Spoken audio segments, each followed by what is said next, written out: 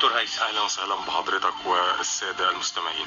يعني احنا ادينا للمستمعين يعني فكره مختصره كده عن موضوعنا النهارده، وهو ازاي نكون متصالحين مع نفسنا خاصه في فتره الازمات.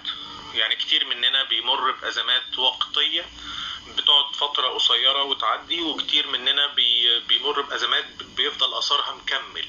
في عز الانسان ما بيمر بازمه بيبقى تصرفاته او كلامه تحت الضغط النفسي ده مش محسوب، او بيبقى مضغوط او الكلام ده، وده بيؤدي ان هو ممكن يخسر اقرب الناس ليه، ممكن يخسر شغله، ممكن يبقى مش كويس مع زوجته، او زوجته تبقى مش كويسه مع جوزها، وما الى مع الناس في الشارع. ده اللي احنا بنلحظه كتير يعني. صحيح. ممكن تبقى حضرتك في مؤسسه حكوميه او في اي مكان بتخلص ورق، وتلاقي الموظف متنرفز، يقول لك اصل مش عارف عنده حاله ايه كده. طب انا مالي؟ فازاي نبقى متصالحين مع نفسنا، وازاي انا مش بقول ان احنا نبقى ما بنحسش، احنا نتجاوز الحاله النفسيه او الظرف النفسي السيء اللي احنا بنمر بيه ايا كان هو ايه، لكن بدون ما نخسر اللي حوالينا ونكون اسوياء مع الاخرين. تمام. اولا السلام عليكم ورحمه الله وبركاته.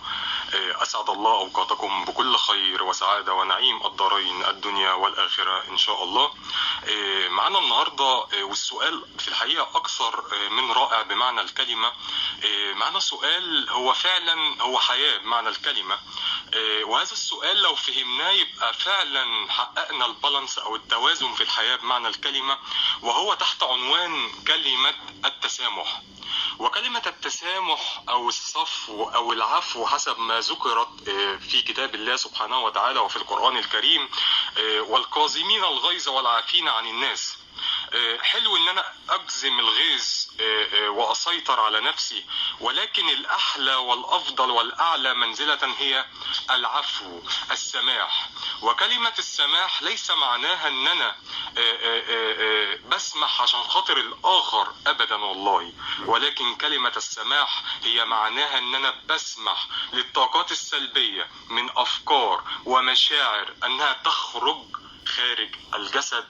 وهذه روعة الله الصانع للإنسان، لأن هو أكتر واحد، الله سبحانه وتعالى هو أكتر واحد فاهم الصنعة بتاعته والكتالوج بتاعها إيه. فمعنى إن أنا بسامح إن أنا بسمح للطاقات السلبية أنها تخرج خارج الجسد. طب ده ليه؟ السؤال الأهم هو ده ليه؟ ما احنا عايزين برضو نعمل ثورة في الإدراك، لأنه أول سورة، ما تنساش إن أول سورة نزلت على سيدنا رسول الله صلى الله عليه وسلم هي اقرأ. اقرأ معناها يبقى عندك الإدراك والمعرفة، لأن لو عرفت وفهمت السيكولوجية والاستراتيجية بتاعت هذا الإنسان هتقدر ترتاح. ولذلك لو عندك الطاقات السلبية وعندك حتة عدم التسامح، اللي بيحصل لك بيحصل عملية غليان داخلي.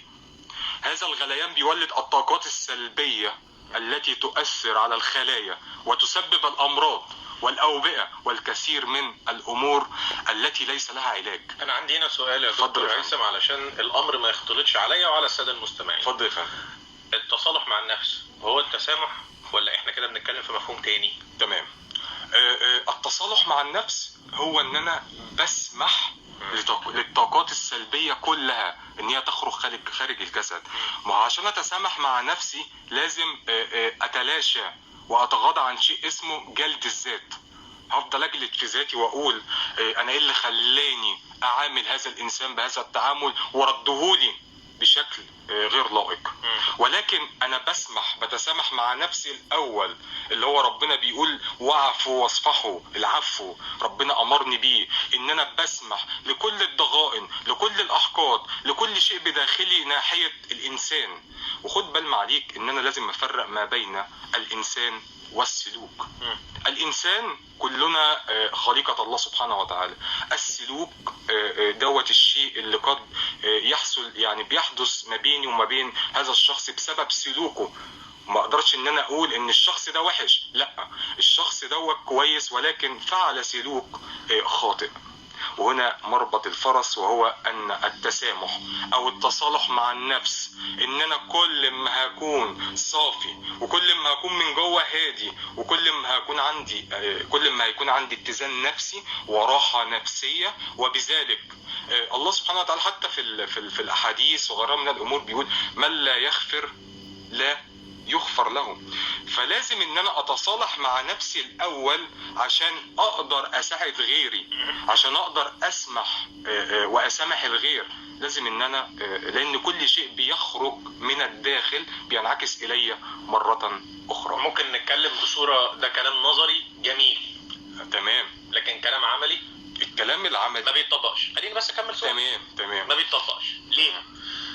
واحد خسر شغله، واحدة انفصلت او خسرت شغلها، او واحد انفصل، حد والعياذ بالله عنده حالة فقد عزيز تمام عنده. لما حضرتك فحالته النفسية مش متزنة طبعا. اللي بيخسر شغله او بيخسر بيته او بيفقد عزيز ده حد مش ما بيبقاش في حالته الطبيعية. حضرتك دلوقتي بتيجي تقول له فاعفو واصفح، اعفو واصفح ايه؟ انا متدمر. فازاي ده محتاج ان انا الناس عندها مفهوم خطأ عن كلمة علاج. العلاج مش هو ان انا اوديه لدكتور او ان انا اديله دواء. ازاي ارجعه تاني على الطريق الصحيح؟ ازاي اعلمه او اوعيه ان انت خلي بالك انت في فترة هتعدي منها او هتمر منها، بس في الفترة دي خلي بالك انت هتمشي صح.